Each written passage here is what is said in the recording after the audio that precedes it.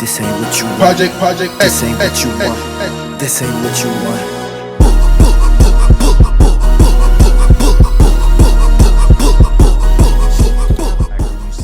We're stacked up. Yeah, you see where all that effort's going and why, and it makes perfect sense. I mean, you go in that room, it could be you, it could be Cody Gamble, it could be Pippen. Like, for heavyweights, they're hard to find in our area. Like, there are like 6, and half of them are at the Mat Factory. And here's another thing, too, is that we have guys like Isaac Reed, who's a redshirt junior, who is ranked 12th in the country right now, beat the number 9th ranked guy. Jeez. And it's like I'm working with that as like he's one of the best heavyweight wrestlers in the country. That's insane. And I'm working with him. And then we have DJ Sims, who teaches and helps out as well, especially with me because me and him are good friends. Oh, nice. And he's a Division II All-American, and his like IQ of wrestling is insane. Extremely high. Yeah. So it's like even adding those two guys who aren't, you know, known in the MMA world, but as far as like big guys grappling and like the knowledge they can give me, I mean, like you said, then I have Cody and JP who do MMA that I work with as well, like as partners. And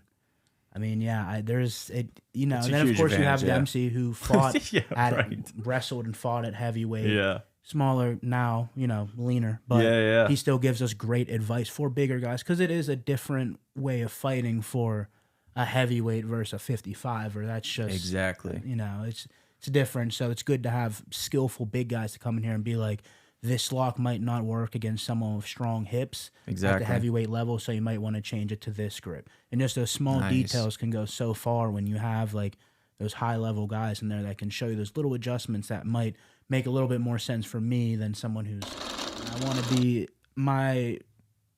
my goal is to be as well-rounded as possible. Yeah. Like if I could be a B+, A- across the board, that's like ideal. I don't want to be a specialist per se. Not that they don't do well in their own right, but I don't want anyone out there, I don't care who it is, as a wrestler out there on the face of the planet, just to be able to take me down and hold me down. I don't want any striker to just play with me. Right. So as long as I can, I'm not trying to go over to glory or be an Olympic wrestler, but I'm saying like as long as I can hold my own and progress in the mixed martial arts world, I mean, you're going to better nullify a lot of things because most guys are going to have their pluses and minuses, and if I'm about even across the board, I can exploit a lot of guys in whatever areas they may lack. Right. If they're a striker, I can stand with them and not get killed until I can take them down.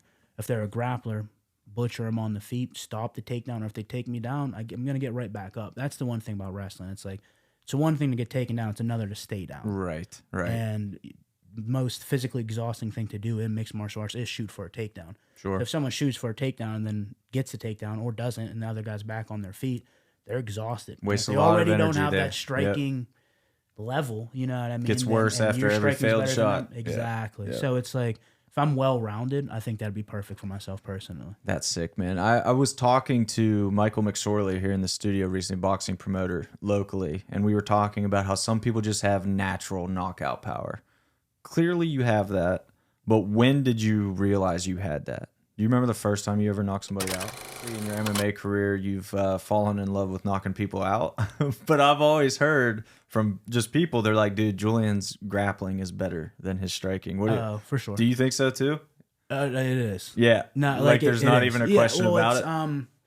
The thing with my striking is... Maybe we shouldn't talk about this either. Speaking of impossible to match, it's like, oh, just take him down if you don't want to get knocked out. Oh, wait, no. I mean, if they want to get guillotined or if they want to get reversed and you want me on top of them ground and pound, I mean, that's their decision. But, I mean, I'm at the Mat Factory Wrestling Club. Grappling, for me, was always something I picked up on very quick because with football... Your form tackle is pretty much identical to a takedown besides head placement. I mean, you do a traditional football tackle, you're putting your head in the armpit, you'll get guillotined. Sure. You just change it, put your face, turn it, put it on the inside, and it's like there you go. So I was always explosive with my wrestling, gravitated towards that, really worked on that in my jiu-jitsu, and ever since then I'm at the Mat Factory, and I'm doing jiu-jitsu, doing wrestling, drilling that constantly, so... I compete in it not as much as I'd like because with matchmaking for MMA, it's been a little bit here. This 2 months kind of falls apart. Then in 2 months, and I don't want to be the guy to grapple right before or get hurt and mess up an MMA opportunity because that's ultimately the dream is to make it in MMA, like get to the higher levels. But yes, my grappling's better than my striking. That's what That's my bread and butter. Yeah. I was waiting to use it. I'm gonna throw punches until someone's tough enough or technical enough to like stop it, get out of the way, and then I'm shooting for a takedown. And then you got to deal with a whole nother beast that's not even on camera.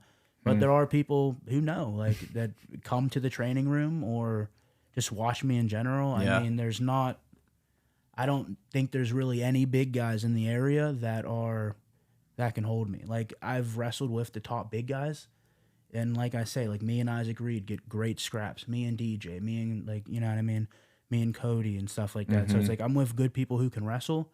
And it's not like there's anyone who with a high wrestling pedigree who's out wrestled me. Right. It may be a stalemate, but that's at best right there. So That's it's crazy. like, That's terrifying. when it comes to that, it's like if someone wants to try to use their jiu-jitsu on me, they're going to have to go through the wrestling.